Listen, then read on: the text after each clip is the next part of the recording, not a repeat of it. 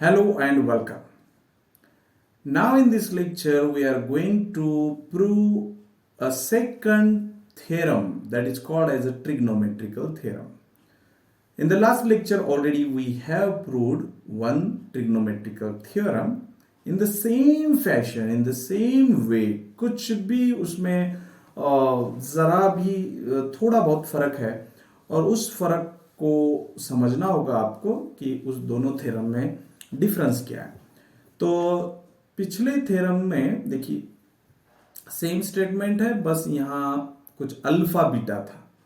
तो आपका जो पिछला थ्योरम है ट्रिग्नोमेट्रिकल उसमें अल्फा बीटा था और यहाँ पर कैपिटल ए और कैपिटल बी है। तो आपको थोड़ा ध्यान रखना होगा कि आपको अल्फा बीटा में आंसर लाना है या कैपिटल ए कैपिटल बी में।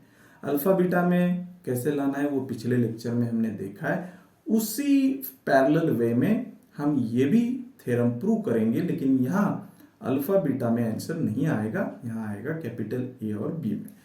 तो उसके लिए एज यूजुअल हमें ट्रायंगल निकालना होगा, फिर इसको नाम देने होंगे। ये ए है, राइट, ये बी है, इधर हम देंगे सी, ओके। फिर हम सी से एक लाइन ड्रॉ करेंगे। Is it okay? तो लाइन ड्रॉ करेंगे जो ए बी को कट करेगी दो पार्ट्स में। इंफॉर्मेशन तो बिल्कुल सब सेम है। तो ये यहाँ हम देते हैं नाम डी, तो ये m/n हो जाएगा, ठीक है। ये जो एंगल है ये थीटा लेना है आपको, ये अल्फा, और ये जो लेना है वो बीटा लेना है, ठीक है। अब आपको सेम पैरेलल वे से मैंने बोला था कि शुरू करना है, तो हम यहां लेते हैं m/n। m/n is equal to m means length of AD proportion में रहेगा divided by length of DB,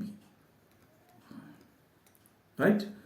अब इस रेशो को स्प्लिट करेंगे हम AD upon the common line is CD, तो AD upon CD into CD को ऊपर लेंगे और यहां लिखेंगे DB। मतलब CD को हमने मैनेज किया है बीच में, ठीक है। तो एज यूजुअल अब ये हो जाएगा m/n is equal to AD।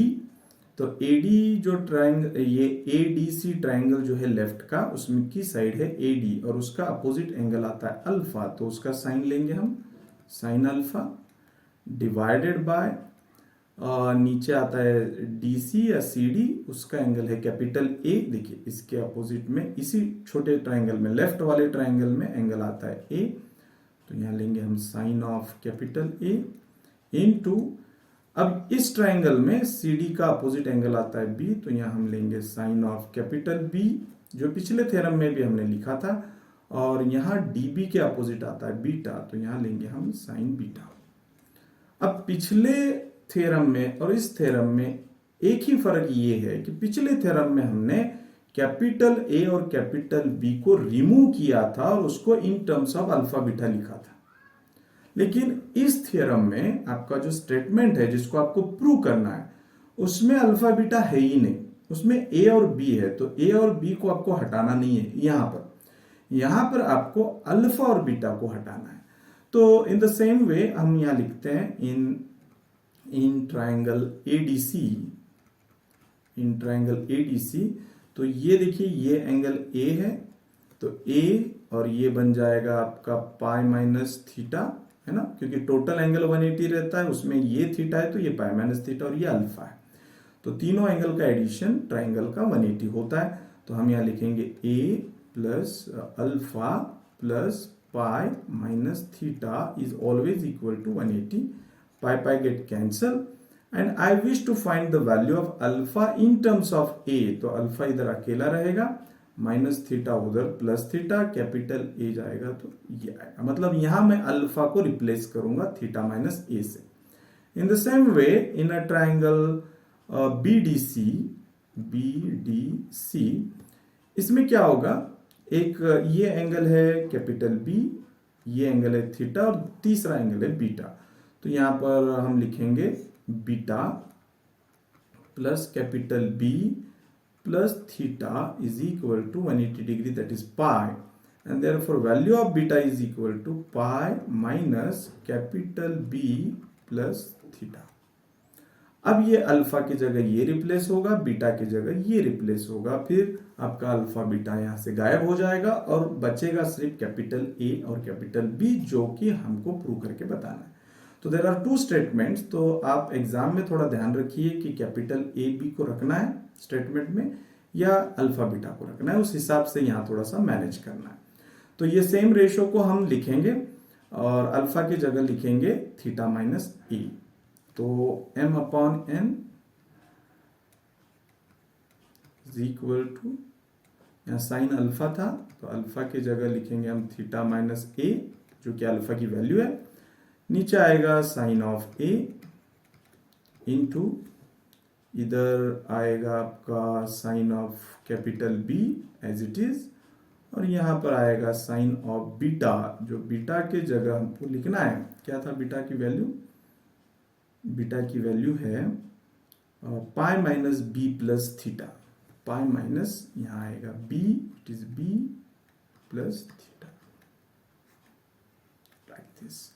Okay, then m by n is equal to, ये रेशो हम एज इट इज लिखते हैं। इसमें तो सिर्फ कंपाउंड एंगल यूज करना है, वो बाद में यूज करेंगे, इनटू यहाँ पर जो न्यूमरेटर है वो keeping as it is sine of capital B, सज्जन फैमिली। सज्जन फैमिली साइन को साइन रखेगा, भाग जाएगा और इधर सेकंड एंगल बचेगा।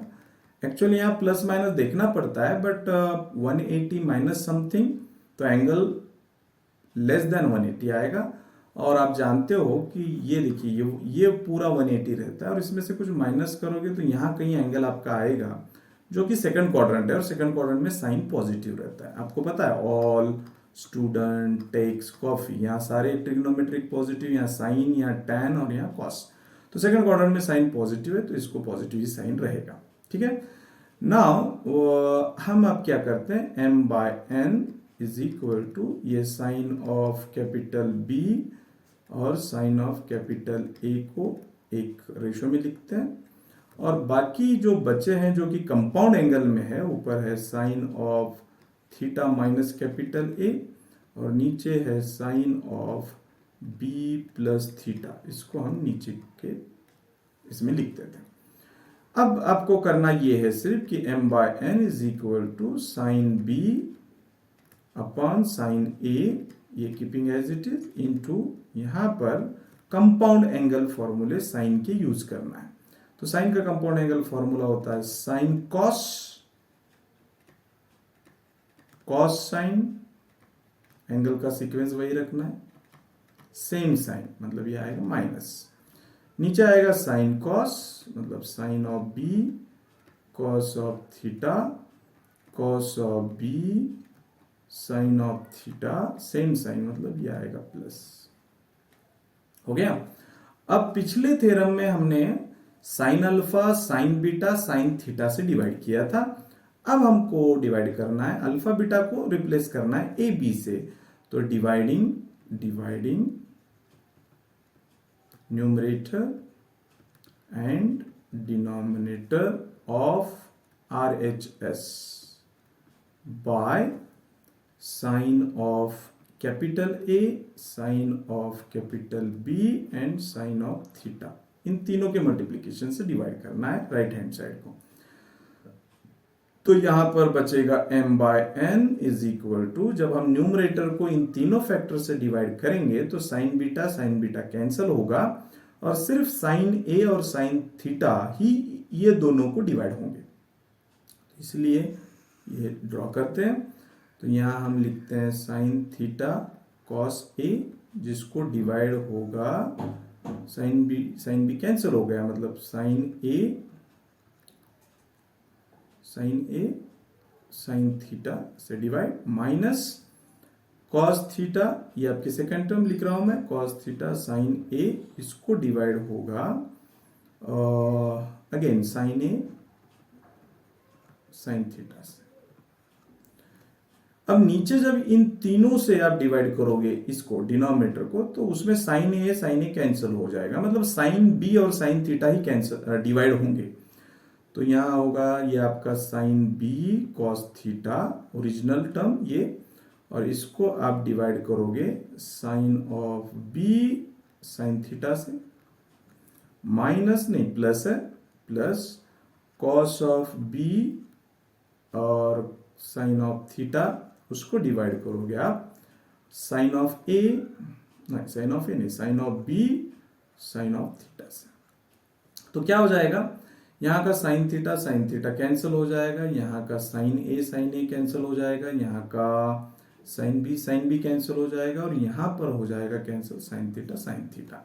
तो आपको देखिए क्या मिलेगा, m by n is equal to ऊपर यहाँ cos a अपॉन sine a that is cot a minus यहाँ पर cos थीटा अपॉन sine theta that is cot theta, नीचे मिलेगा आपको cos थीटा अपॉन sine theta that is cot theta, plus यहां पर मिलेगा cos b अपॉन sine b that is cot b, है ना। ये आपका m बाय n है। अब इसका आपको क्रॉस मल्टीप्लीकेशन लेना है, तो m को मल्टीप्लाई होगा थीटा b, तो m times cot theta into cot b, sorry into नहीं है प्लस है, ओके यहाँ बीच में प्लस है, is equal to n times यहाँ का ये cot a minus cot theta, यहाँ लिखते हैं cot a minus cot theta. चलिए सिंप्लीफिकेशन करते हैं, m cot theta plus m cot of b is equal to n cot of a minus n cot of theta. मुझे theta की terms एक साथ चाहिए, तो ये थीटा वाली टर्म और ये थीटा टर्म हम एक साथ लेते हैं, तो इसको हम शिफ्ट करते हैं लेफ्ट में, तो ये m cot थीटा वो इधर आ जाएगा, तो प्लस n cot थीटा इधर आएगा, इक्वल टू यहाँ बचेगा n cot a जो ऑलरेडी राइट साइड में था, और ये अब राइट साइड में जाएगा तो बनेगा minus m cot of capital B। यहां से आप m plus n into cot theta को आप लेंगे कॉमन, इज इक्वल टू इधर बचेगा n cot of A minus m cot of B। और मुझे लगता है कि यही हमारा फाइनल आंसर है जो कि हमें प्रूव करने भूला गया था। सो इसी को हम ब्रैकेट दे देते हैं, this is our final result. तो इस तरीके से ये दो ट्रिग्नोमेट्रिकल थ्योरम आप आसानी से प्रूव कर सकते हैं, ठीक है। Now the remaining part is there are some examples which are based on this theorems. We will see in the next lecture, and after that we will finish this chapter also. तब तक के लिए bye bye.